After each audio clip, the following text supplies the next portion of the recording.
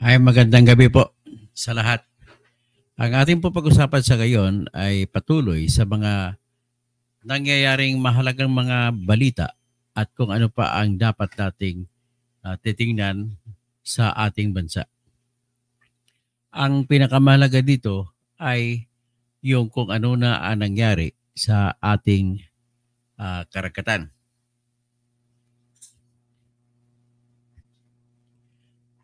At kung ano din nangyari sa tinatawag na ating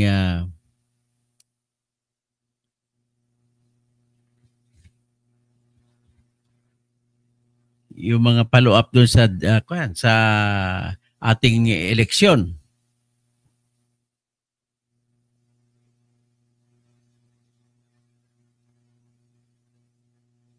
At saka kung ano nangyari sa ating eleksyon, no? So ang ating title ng ating vlog sa ngayon ay simple lang. Si Bautista, Andres Bautista, nagbenta sa Smartmatic. Ang binenta niya kinabukasan ng mga Pilipino. So, ito naman si Garcia, George Sherwin Garcia ay nagbenta na rin. Pero sa Miro niya binenta. At ayon kay Marcoleta, na naniwala naman ako na totoo, ay nagpadala na ng pera yung kumpanya ng Miro sa mga opisyal ng Comelec na pinangungunahan ni George Sherwin Garcia. Ito naman si George Sherwin Garcia, ang tingin ko sa kanya, magaling magdrama eh. Kunwari, wala daw siyang kinuha. Imposible naman. Alam mo, bitayin kita pati wari kay George Sherwin Garcia, walang maniniwala sa iyo na wala kang kinuha na kandyan. Kung si Bautista ay tumanggap ng 1 billion mula sa Smartmatic, malamang 1 billion standard yan na tinanggap po rin mula sa Miro sa South Korea. At mind nyo, alam ko na lahat kayong opisyal dyan sa Comelec. Pinagpipestahan ninyo, parang baliwala na siya, parang Quiapo lang tingin ninyo pag pumunta kayo sa South Korea. Pupunta kayo in the guise of inspection kunwari mga takbo no kung paano pag manufacture ng mga makina na gagamitin sa eleksyon. Lahat ng mga staff niyo dyan, bit-bit pa mga asawa at anak ninyo. Grabe kayo. Kumita na kayo sa Sohol, niloko pa ninyo ang gobyerno ng Pilipinas. At hindi mo ba alam yan? Abogado ka, election lawyer ka, Mr. Edwin Garcia. So bakit mo ibinenta na naman ang mga ginaya mo si Andres Bautista? Tapos ito naman si BBM, maarte talaga to. Kunwari, bida siya, lumalabas na bida sa lahat ng Pilipino. Pareho din siya kay Duterte at kay GMA. Binenta rin ng dagat. Ay, bastusan ang mga nangyari nito. Ganon din sa Pasay. Sa Pasay naman, Pasay City, si Mayora Amy Calixto, binenta mga bata. Tinanggalan nila, binenta niya ang mga kinabukasan ng mga kabataan dyan. Bakit ko sabi? Una, ang ginawa niya, hinayaan niya na magdemolis ang sheriff ng korte sa mga bata. Sa mga bahay ng mga squatters dyan na mga magulang na mga bata. At dahil hinayaan niya, ang mga bata sa ngayon ay palaboy-laboy. Sariwain natin ang nangyari sa pagdemolis noong October 2. Ito po yun. Walang iba nakapanood nito pero ilabas natin para sariwain lang ng ating mga mamamayan. O yan, tingnan mo, ipi-play natin. Ayan. Sir, baril-barilan lang yun. O, tingnan nyo lumulusob. Gustong lumusob ng mga magdidemolis sa loob. Kasi sarado yan sa tapat. So, anong ginagawa? Mga tumagaling sa loob na i-demolis. So ngayon, ang nangyari dyan, makikita mo po, makikita mo na binabato rin sila na magdidemolis. At ang mga pulis dito bandang kanan ay nakatingin lang. Siyempre, bawal sa kanila po makialam dyan. At kung bato-batuhan lamang yan, hindi man masyado magkasakitan yan, kaya bawal lumapit ang mga pulis. So, pagpatuloy natin.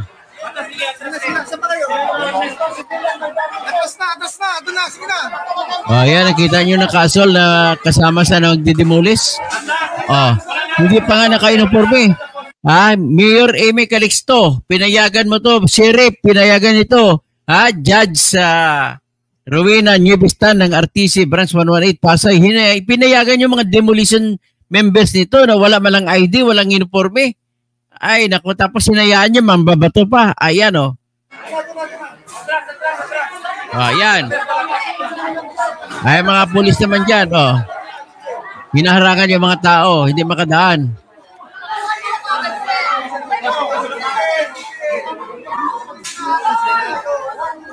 Tingnan mo. Tingnan mo ang nangyari.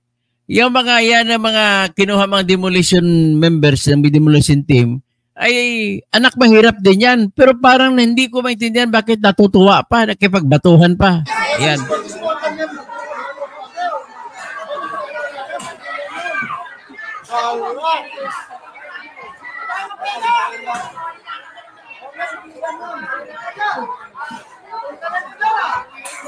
Ayan.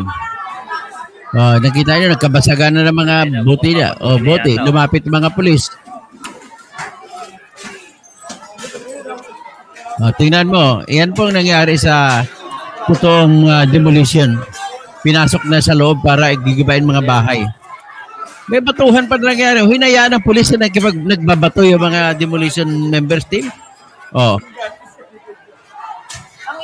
Nagbabato pa. Yan. Yan ang hindi nahuli ng pulis. Bawal po yan.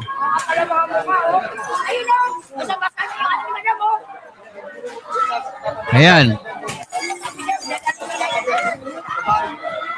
Tingnan mo yan. Kung anong mga ginawa ng pulis. Sila pa naging demolition team pa yan.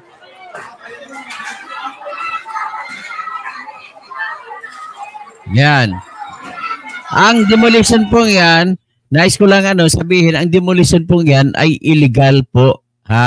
Yan po ay inutos ng sheriff na si Sheriff Lawrence Aguila ng sheriff na Branch 118 ng Pasay City RTC. At bakit po illegal? Simple lang. Iniutos po sa subsection 1, paragraph C ng Article 28 ng Revised Penal ng Republic Act 7279 na ang sheriff bago mag-demolish, magtatalaga muna ng petsa. Ang kanya walang petsa basta kay lumusob lang si Mukong So lumusob lang siya basta maggiba na lang. At tatawag ng pulis, diretsyo na, pasok na lang. Hindi ganoon. Nakalagay po sa ating section 1, subparagraph 1 ng section 28 at paragraph C ng Republic Act 7279 na kailangan magtalaga ka ng petsa. At pagtatalaga mo, pipili ka ng petsa na dapat magbigay ng tinatawag na palugit na 30 days bago makarating ang takdang petsa mula sa araw na binigay mo ang notice sa mga tao na kung kailan kayo magdedemolish. Sheriff?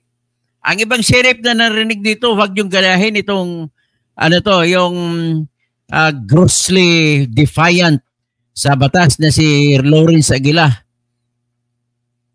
So, yan ang nakikita ko dito na unang pagkakamali. At dahil sa pagkakamali nito po, ay makukulong si sheriff pag kinasuhan nito at kakasuhan namin. So, makukulong siya sa paglabag sa tinatawag na Republic Act 7279. Kasi nakalagay po dito sa Republic Act 7279 na ang pagkakamali ay ikukulong ng 6 na taon at mumultahan ng 5,000 hanggang 100,000. So ngayon, ang mangyari, ito po yung parusa ni sheriff at matatanggal pa siya ng pagiging sheriff sa korte at mawawalan siya ng trabaho. Yan po ang resulta ng iyong kamangmangan. Pero ang problema niya, hindi niya pwede depensa na hindi ko alam. Kasi bakit? Ignorance of the law excuses no one. Ang tawag niya sa Latin ay ignorantia lihes non excusat. Nandyan yan sa Article 3 ng Civil Code of the Philippines. So, Section 45, nakalagay penalty clause. Any person who violates any provision of this act shall be imposed a penalty of not more than 6 years of imprisonment or a fine of not less than 5,000 pesos, but not more than 100,000 pesos, or both at the discretion of the court. Provided that if the offender is a corporation, partnership, association, or juridical entity, the penalty shall be imposed on the officers of the said organization who are the ones responsible for doing the crime. So ngayon, si Mayura, dito rin. So kada pamilya, ito po ang maranasan ni Mayura Amy Calixto. Ang makukulong ng 6 na taon at magbabulta ng 100,000 pesos na maximum kada pamilya. Ang pamilya dyan, ilan dyan? Mahigit 100 ng pamilya dyan. So kung 100 times 6, hindi 600 years ang ikukulong mo, Mayura. Maliban pa dyan, nagkasala ka pa sa Republic Act 7610. Yan po ang tinatawag na child abuse law. Ngayon, ang naging mangyari sa iyo ay endangering the children. So, ang ginawa mo ngayon ay hindi mo na mababawi yan.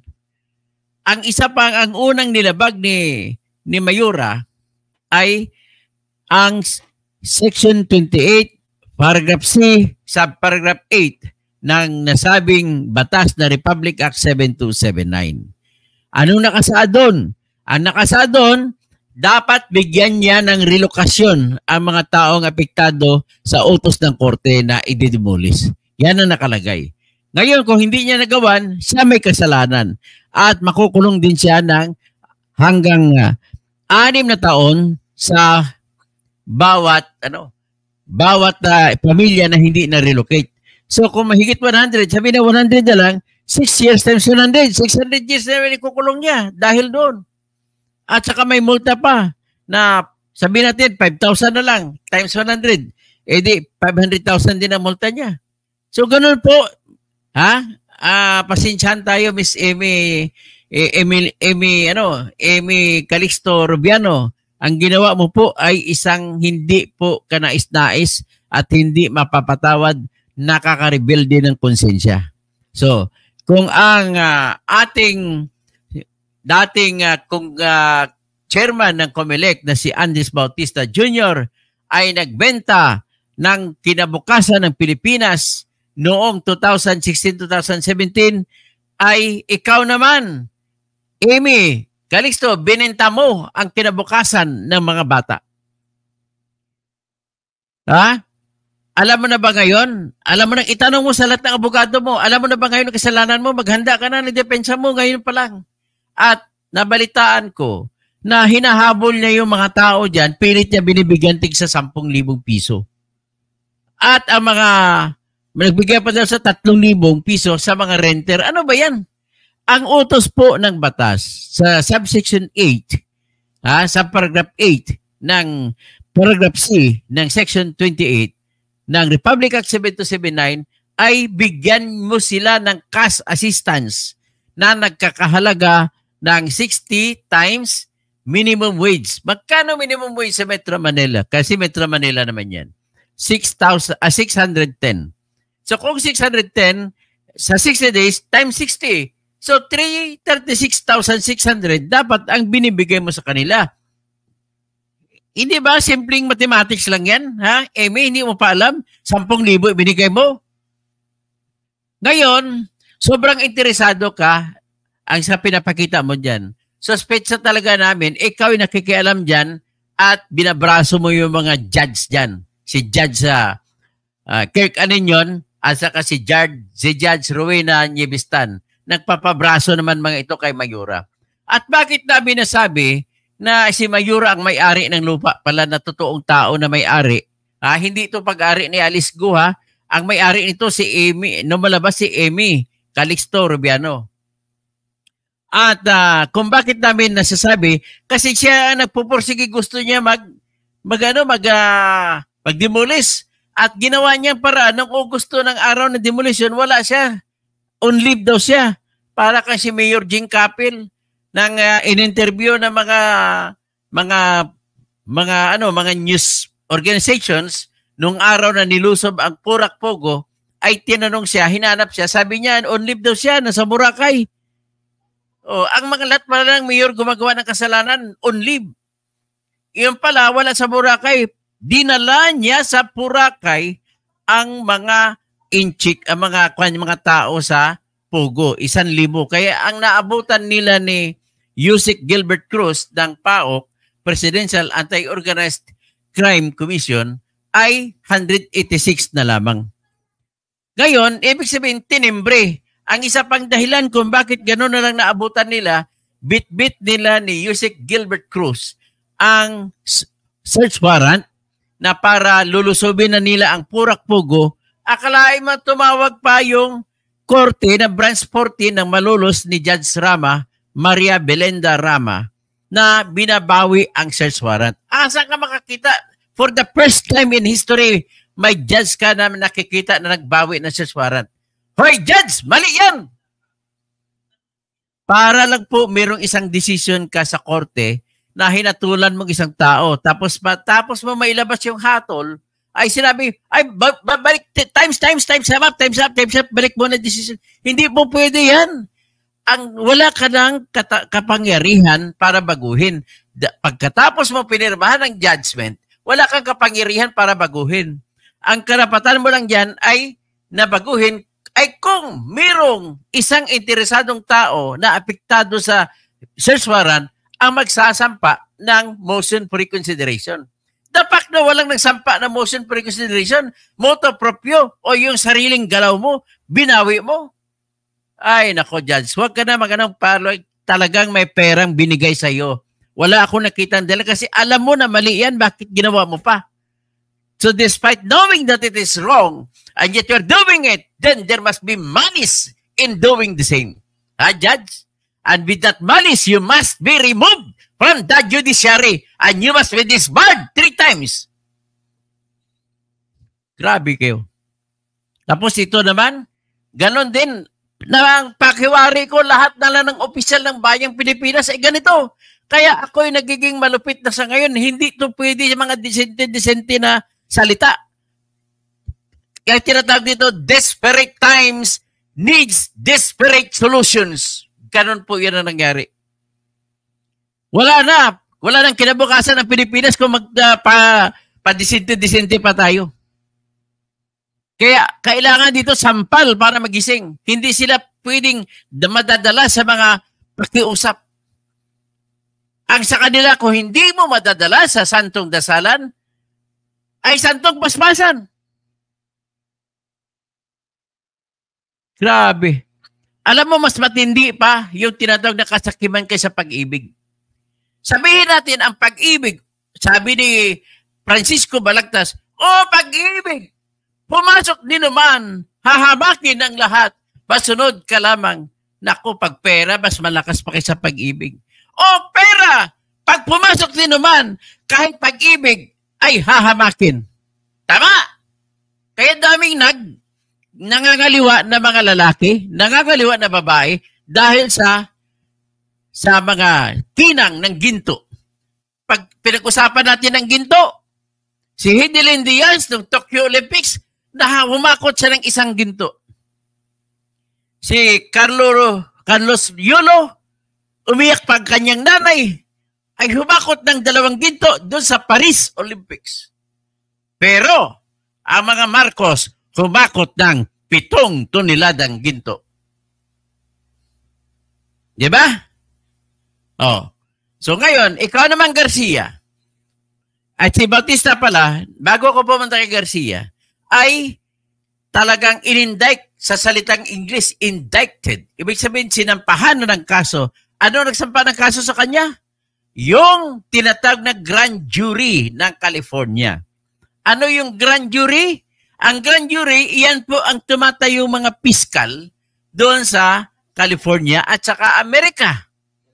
So ngayon, kung grand jury ang nagsasabi na sila ay nakikitaan nila na dapat kasuhan, malakas ang ebidensya laban kay Andres Bautista sa kanyang corruption sa pagtatanggap ng pera kasi ang mga ebidensya laban sa kanya na naklikom ng FBI or Federal Bureau of Investigation ay mga email messages sa gitna niya at mga opisyal ng Smartmatic.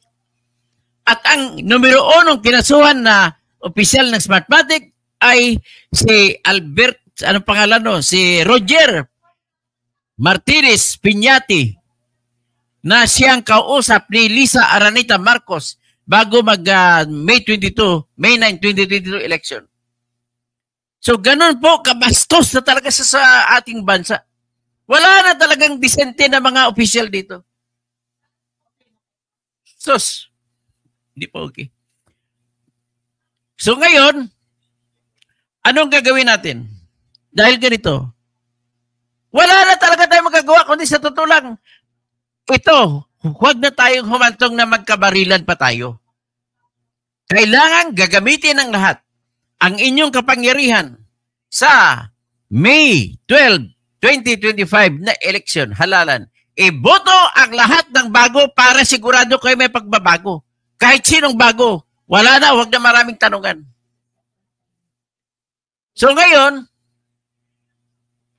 ito naman si Garcia, pakunya-kunyari, na wala daw siya. Hello, George Erwin Garcia, we will never believe.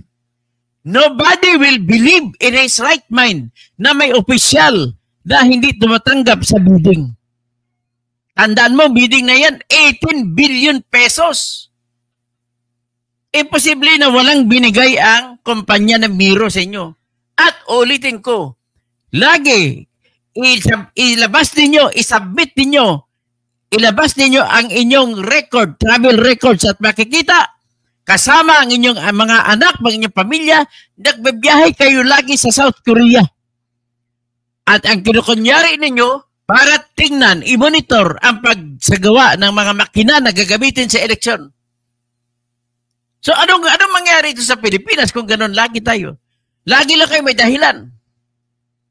Ang problema kasi, dapat na siguro babaguhin ang bigat ng ebidensya na gagamitin para sa mga administrative cases.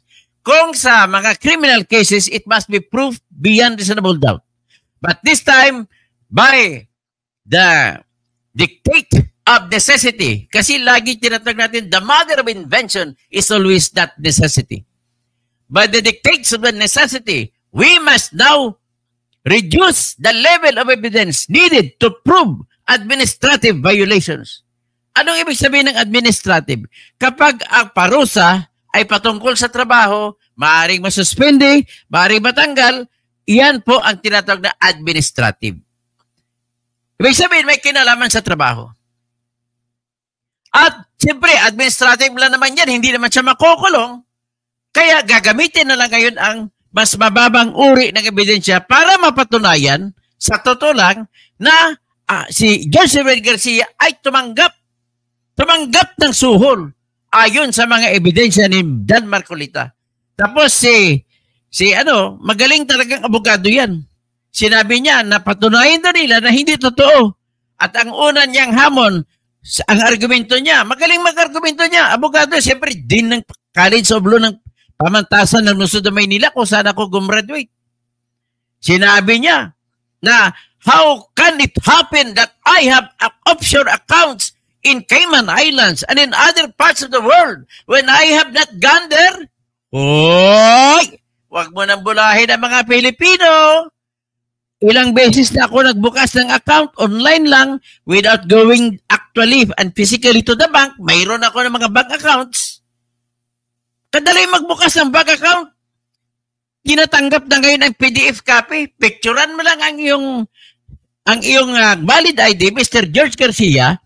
Ipadala mo sa bangko, ipadala nila ang signature card, pirmahan mo, kunan mo ng PDF copy, ipadala sa bangko, tatanggapin na nila yan. At bakit tatanggapin? By the mother of necessity, kailanganin ng mga bangko na magkaganon para mas marami makadeposito sa kanila. At kung marami makadeposito, maraming kita ang bangko. Kasi bakit kikita ang mga bangko dyan? Ang lahat ng dineposito ng lahat ng mga kurakot, dyan, ay ginagamit nila sa mga foreign exchange market, lahat ng klaseng market. At magagaling mag-forex market mga yan. Kaya wag mo na kaming lukuhin, George Garcia.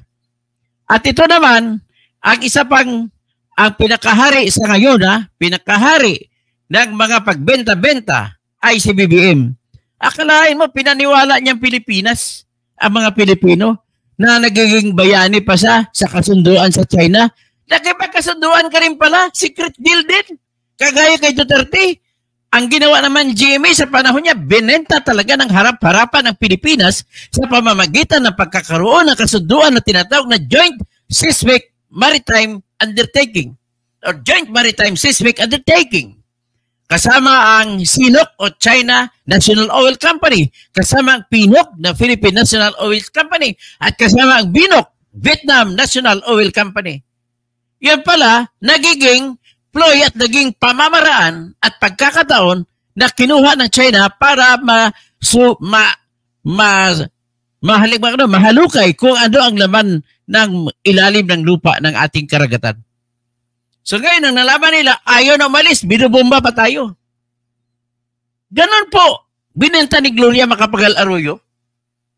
Nagdesisyon pa nga ang Supreme Court dyan na bawal ang kanyang pagbenta. Bawal ang GMSU, Joint Maritime Seismic Undertaking.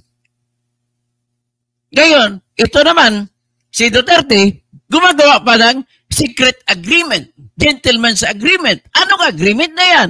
Klaro, ang agreement na sinasabi niya ay papayagan ang Pilipinas na magbigay ng pagkain sa mga sundalong marino nandyan nakahimpil sa BRP Sierra Madre. Isang sirang-sirang bangko na nandyan ang katangi-tangi na nagdedepensa ng Pilipinas laban sa China. Saka makakita, only in the Philippines that you can find a battleship that is already collapsing to defend the country. Grabe. Yung iba dyan, mga 7th Fleet, US, na grabe. Pero sa atin, no fleet. Anak na waiting. So ngayon, ganun pagbenta ni Duterte at inutusan pa niya ang Philippine Navy natin noon sa panahon niya na hayaan ang Chinese na pumasok kahit within 12 miles nautical limit. Ibig sabihin, hindi lang pwede, depende niya ang 12 miles nautical limit mula sa Pampang. Ilan ba 12 miles? O 12 miles, i-multiply mo sa 1.7 kilometers per mile. O so kung, ibig sabihin pag 10, 17 kilometers plus dagdagan mo ng 3.4, edi magiging 20.4 kilometers na mula sa Pampang ng Palawan hanggang doon lang ang ating teritoryo. Yes, it is theoretically a territorial jurisdiction. Teritorya yan. Kung teritorya, ano pagkakaiba? Walang ibang makapasok kung hindi tayo papayag. Tapos paglapas dyan, mula sa 12 mile nautical limit hanggang sa 200 nautical mile limit, ilang kilometro ang 200 nautical mile limit? Eh di multiply mo na sa 1.7, that is 340 kilometers from the nearest shore of Palawan. Hanggang dyan, atin yan. Ang karakter ng pagiging atin ng teritoryo na tubig na yan ay tayo lamang ang pwede maghalukay ng lupa sa ilalim, tayo lamang ang pwede sisip-sip ng mga gasolina, crudo at natural gas, tayo lamang ang pwede makapangisda. Hindi pwede makapangisda ang iba. Pero ang nangyari, ang mga Chinese fishermen nangingisda dyan at tayo pa ang binabawalan at tayo ay binubumbahan pa ng tubig. So kung gano'n na nangyari, ano ginawa mo? Duterte, sa bungbong ngayon, ang ginawa-gawa mo ngayon kasi nagpakita ka ng impresyon sa China na talagang gusto mo ay ipapakumpuni ang BRP Sierra Madre. Pero maganda sana yun. Kaya lang nakipagkasunduan ka pa rin na papayagan ng mga Pilipino sa ngayon na magdala ng supply at wala nang away. Bakit? Anong kapalit? Kunwari ay hindi ginigive up ng Pilipinas ang kanyang claim sa exclusive economic zone. Pero parang ibinigay mo na rin, binenta mo na rin. Bakit? Kasi hinayaan mo rin ang China na lumusob. Atin yan. So ngayon, sasabihin nila, pumayag ka sa linya ni Duterte na hindi natin ang kaya ang China. Bullshit. Kayang-kaya. Bakit? Natandaan niyo ba Battle of Yultong? Natandaan niyo ba 2 beses nagharap-harapan ang sundalong Pilipino at sundalong Inchik at Chinese? Sa panahon ng battle ng unang paglusob ng China, noong lumampas na sa 28th parallel ang persa ng Allied Forces kasama ang Philippine Expeditionary Forces, ay lumusob ang 90,000 na sundalo ng China at tinulungan nilang North Korea. Nang lumusob sila, nalaman ni Douglas MacArthur, nag-utos si Douglas MacArthur na retreat, withdraw. Ang problema, ang utos ni MacArthur, sira at ang radyo ng mga Philippine forces. Hindi nakarating ang utos ni MacArthur sa mga Pilipino na mga nakastasyon doon. Kaya, nag-withdraw ang Australia, nag-withdraw ang Great Britain, nag-withdraw ang Canada, nag-withdraw ang US, ang natira Philippine forces. So ano nangyari? Nakita ng isang kapitan na taga Zambales ang kanyang mista o classmate sa PMA na si Teniente, nakalimutan ko ng pangalan, na pinapalimutan ng mga sundalong mga lumulusob na Inchik. Ang ginawa niya, tinalon-talon niya lahat ng machine gun at binanatan niya lahat ng China. Lahat ng Chinese pala, hindi China. So ngayon, ganun ginawa. Lahat ng mga kasama sa unit niya, ganun din ginawa. Pagkatapos ng gira, pagkatapos na klaro na wala ng usok, alam mo, 5,000 Chinese ang namatay. Sa atin, wala pang 100 ang namatay. Kasama lang sa namatay doon yung Medal of Valor awardee na taga Zambales. So, yung una, kung kinakayanan ng kakaunting persa ng Pilipino, ang 90,000 ng mga Chinese. How much more sa ngayon? Next, isang araw. Kilala nyo ba si Colonel Boni Serrano na ang nakapangalan, yan ang nakapangalan ng kalsada mula sa Camp Crame hanggang sa Camp Aguinaldo?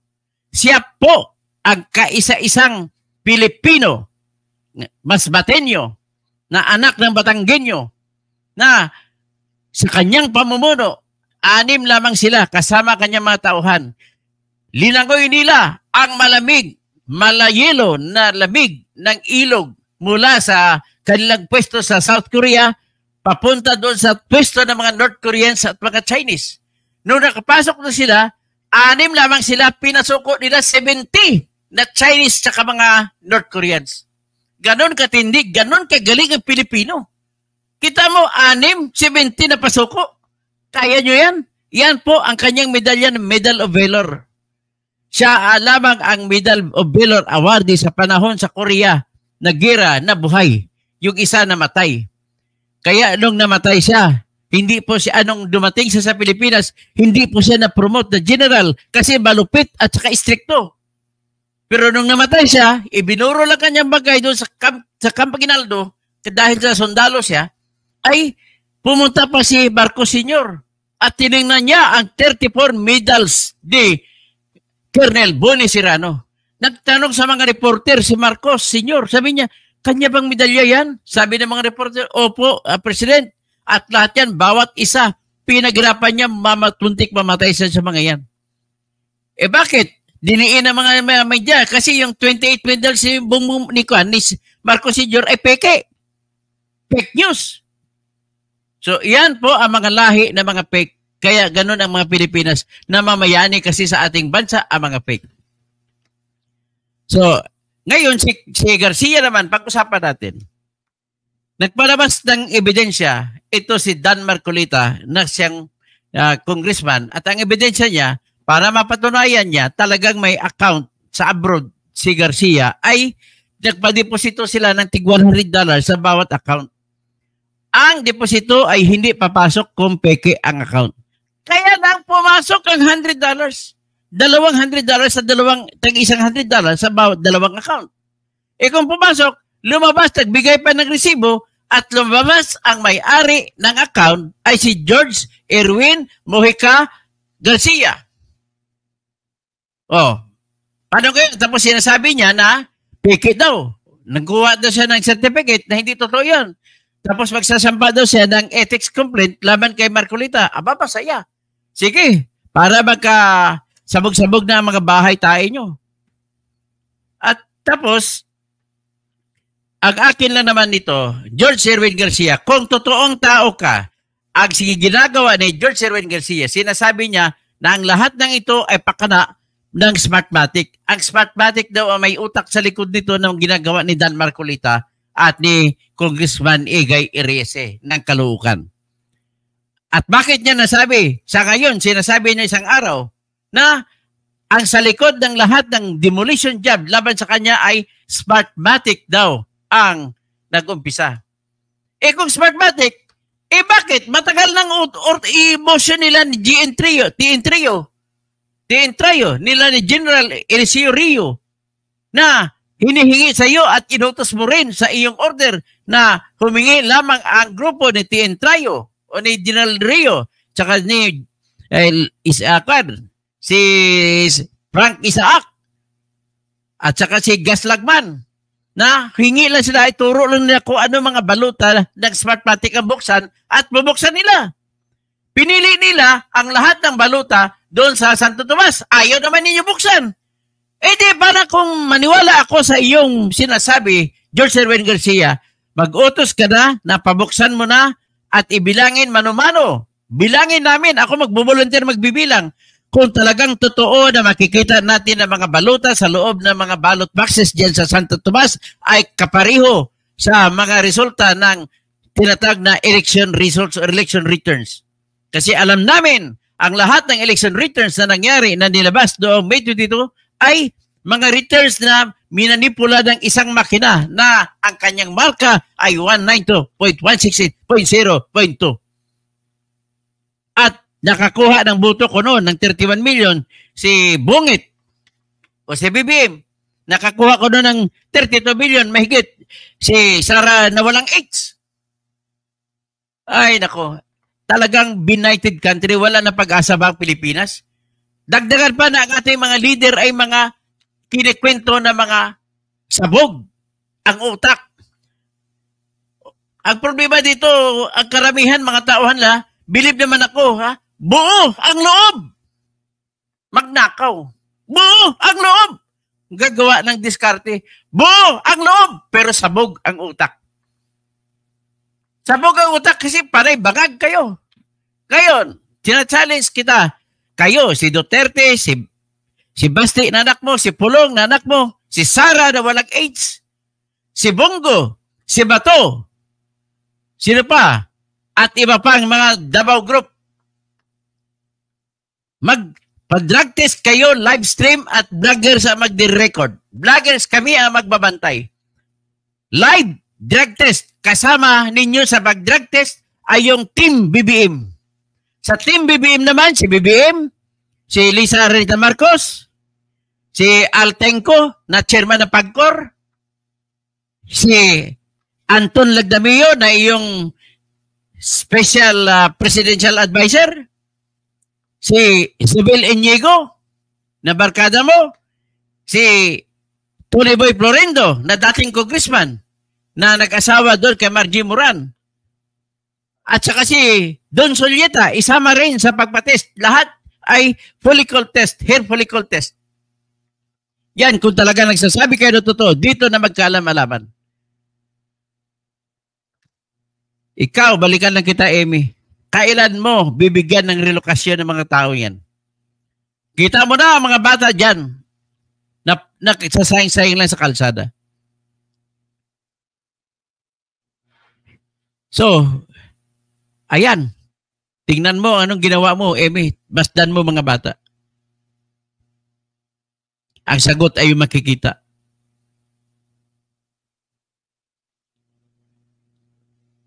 So, ano na yung gagawin natin? Amy, binibigyan kita ng pagkakataon. Hanapan mo na matitirhan itong mga magulang at bata. Hindi pwede na mga bata lang bigyan mo ng tirahan. Alam mo, ang mga bata ay umiiyak pag wala sa tabi nila ang kanilang nanay.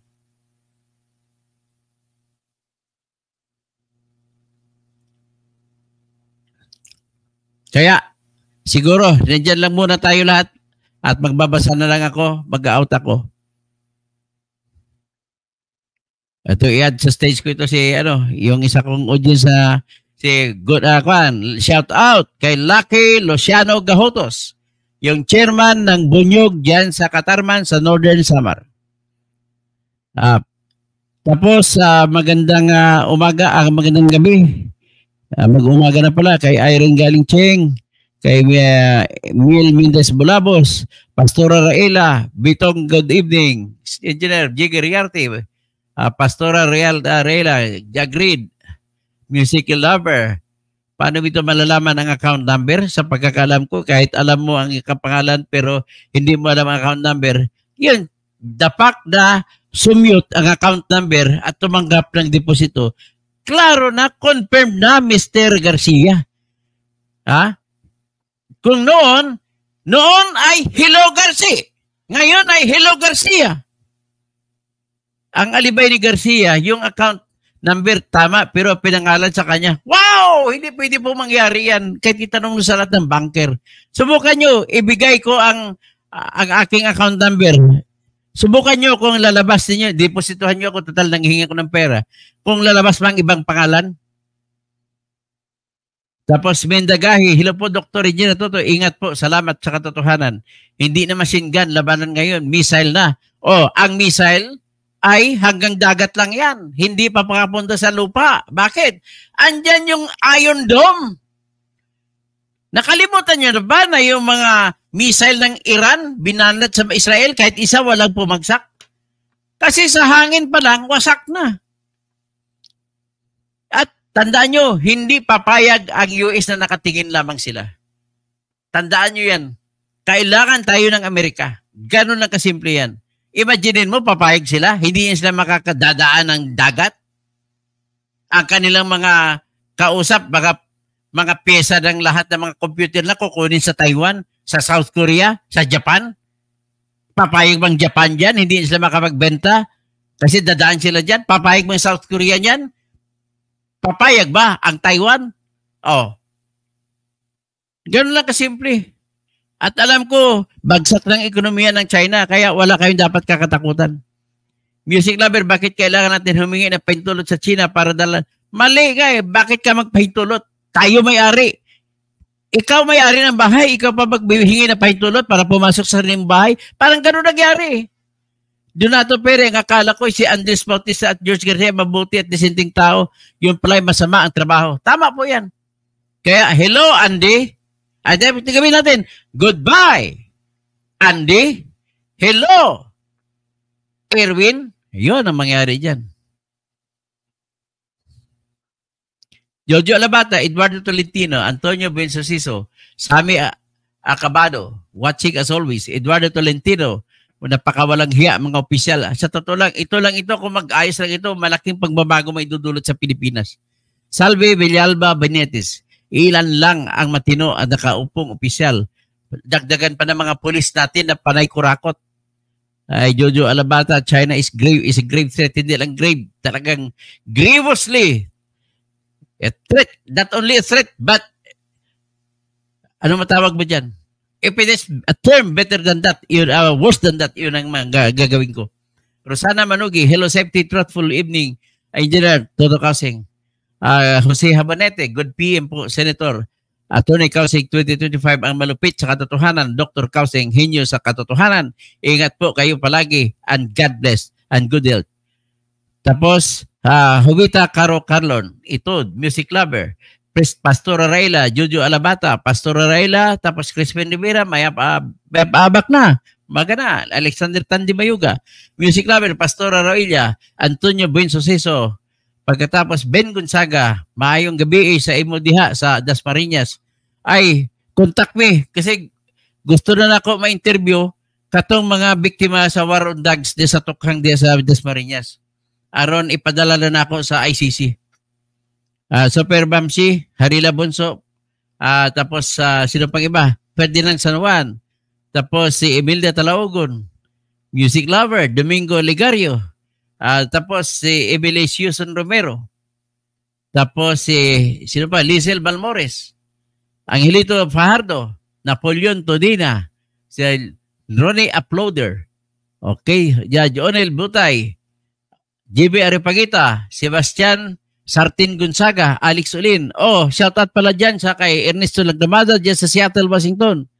Shout out din kay Attorney Manny Saiz dyan sa Naga City, Piskal. Kay shout out din kay Mr. Engineer Melvin Del Puerto na presidente namin sa Man Cave International. Shout out sa lahat yan. Shout out din kay Tato Mendoza. Oy, tumakbo ka na kata siguro ng Vice Mayor ni Madam Leni. O kaya sa tito lang yung ipaghiganti natin si Madam Leni, tayong mga oposisyon. At kung ang kanyang laban po ay laban ng Pilipino at hindi lamang po siya ang niyurakan, tayong lahat niyurakan kasi sa totoong kwento siya dapat ang panalo. Kundi niyurakan tayo ng Smartmatic na ginagawa ni Erwin Garcia at ng kanyang kasama. Hanggang ngayon, bakit ayaw mo pabuksan ang baluta sa Santo Tomas, Batangas, Erwin Garcia, kung wala kang kasalanan? Sige nga. Ituturo mo ngayon ang tumitira sa iyo, yung Smartmatic. Sige nga, paano kami maniniwala sa'yo? Kakampihan ka namin kung totoo yan. Basta buksan mo lang ang baluta dyan sa Santo Tomas, Batangas. O sige, makipag-usap ako. The group of pastors want to meet me. Okay.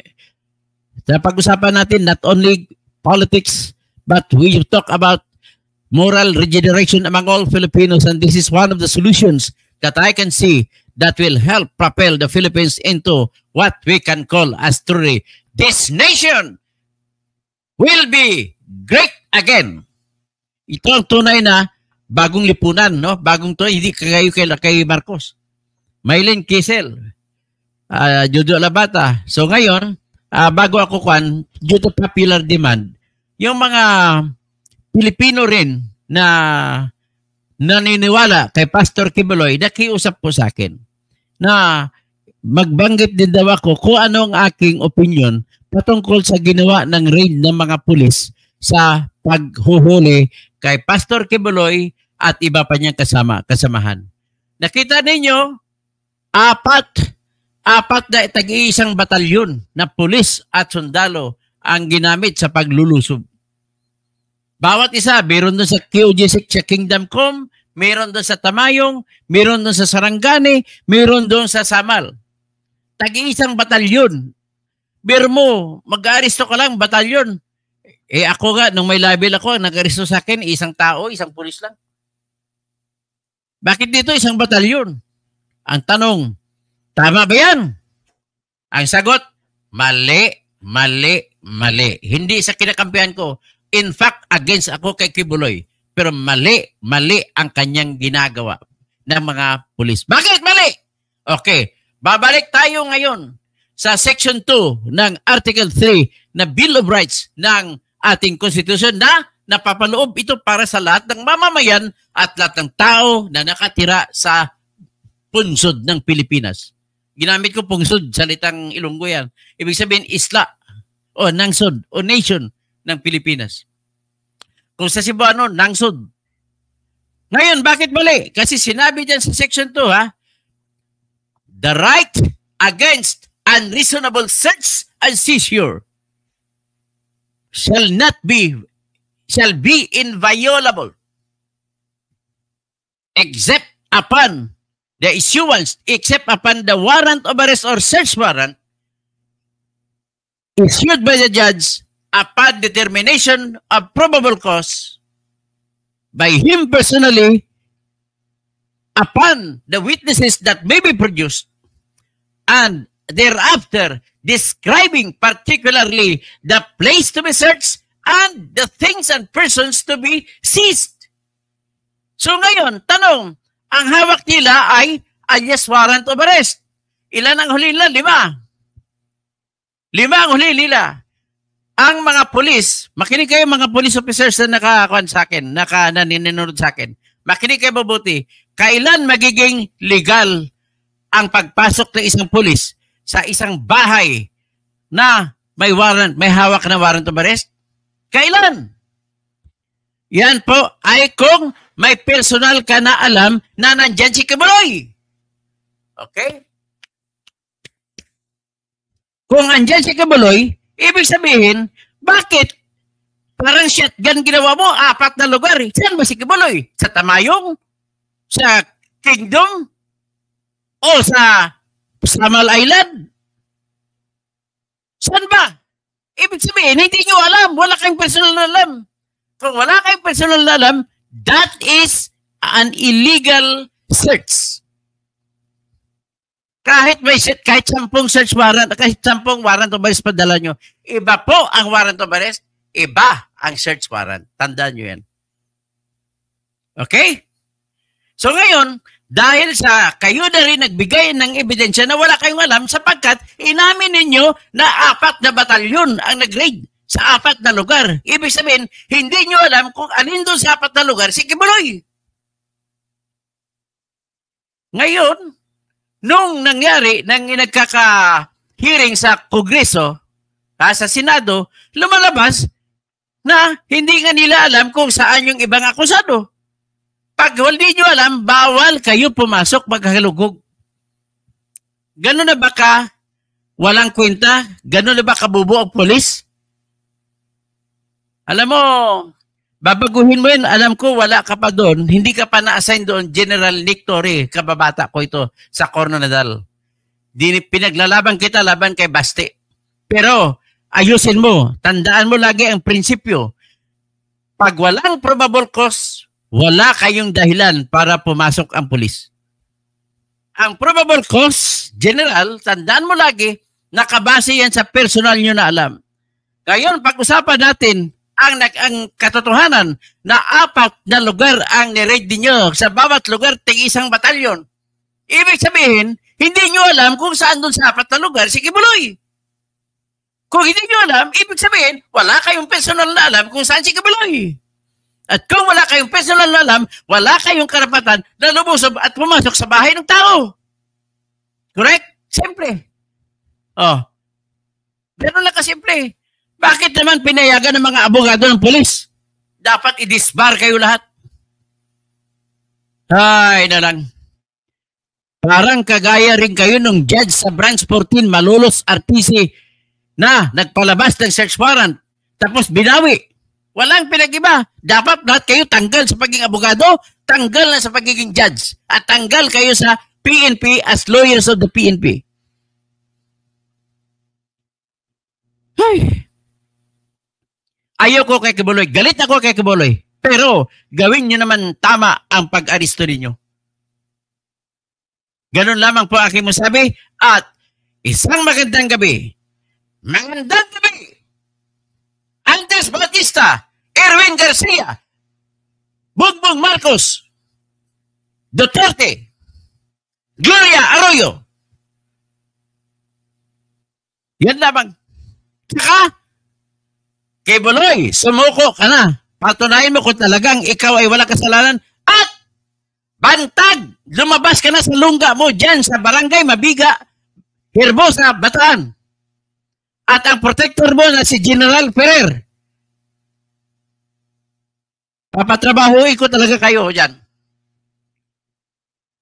Alam mo kung bakit galit ako kay Bantag?